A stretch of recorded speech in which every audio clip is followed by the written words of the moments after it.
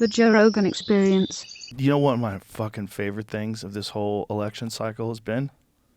Yesterday. When Biden and Trump sat down in the White House, Biden voted for Trump. I guarantee it. I fucking guarantee it. I never saw that dude so happy in his fucking life. He lost. His party lost. Like, yeah. He was happy. When Obama had to shake hands with Trump and do the whole transition thing, Obama looked like, Jesus Christ. Look at Biden. Look at his fucking smile, dude. Trump's like, whatever. Dude. Look at his fucking smile, Oh. man. That's like when your kid gets married. That dude looks like a hairless cat. Look at him. It's great. First of all, what have they done to him? What have they done to his face? Yeah. Go back to the other picture because it was more high res. Look at his mug, man. First of all, for sure he's got something going on with his forehead. They Botoxed the shit out of his forehead. They gave him a facelift for sure. There was a bunch of different things they did, which very ill-advised, by the way, folks. Look at Trump. He looks like shit. No one cares. Everyone loves him. You don't look better if you get your face pulled back like a lizard. No. You just look more like a lizard. Everybody thinks you're a lizard already. But look at that smile. That motherfucker's never been happier in his life.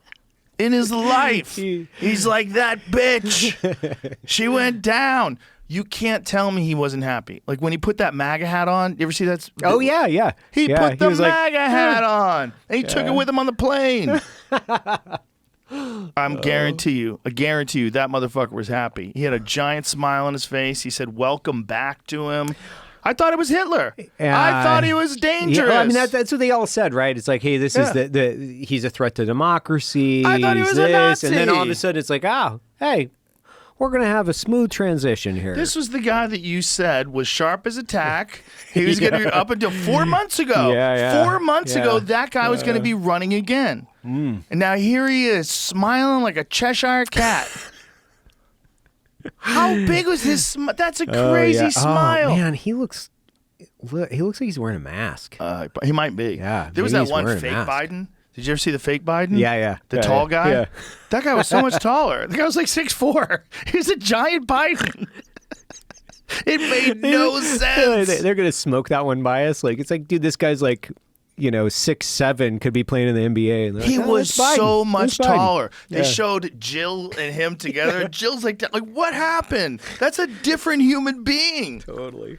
It's so nuts, man. It's so nuts. All the different things that happened during this election are wilder than anything you've ever seen in a fucking movie. It brought so many more people into politics too. And people, like, the more people pay attention to what's going on with politicians, with the country, I don't think that's a bad thing, because I think bureaucrats and politicians alike, they directly benefit from people not paying attention. Yes. And so they only want you to pay attention once a year when they're going to try to get everybody galvanized around a couple little stupid things and then get them out to the voting booth, but not too many. Like, we don't want a lot of complex thought out of the voters. We don't really want them to think about too much, because we still got a national deficit that we got to increase, and I got to line the pockets of all my buddies. Yeah. Raytheon, Northrop Grumman, and Lockheed Martin. Like, we don't want them to get in too far. Yeah. Like, don't start talking about the reserve, or don't start talking about any of that other stuff. Yeah. Like, I think that's what it is. Well, I think that's also why politicians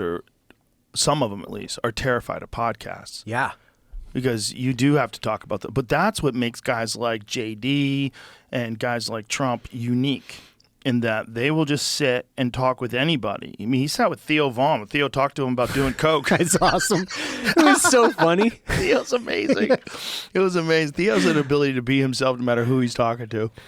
And him talking to Trump about how he used to love to do coke. It was like... And Trump's just sitting there, which was super funny, by the way. He's sitting there like this poor guy. Like, you see Theo falling apart in front of you. Like, Jesus Christ, I thought I was running for president here. I think I might have to help this young fella. Who do I need to talk to about this? But, Kamala didn't have the ability to do that. Or if she did, nobody brought it out of her. I was hoping I could. I really was. I was hoping I could have a conversation with her. There's all this talk now that the reason why she didn't do it is because of progressive people in her party, the pushback. Right. Which might have some truth to it, but for the record, they offered me 2 very specific days.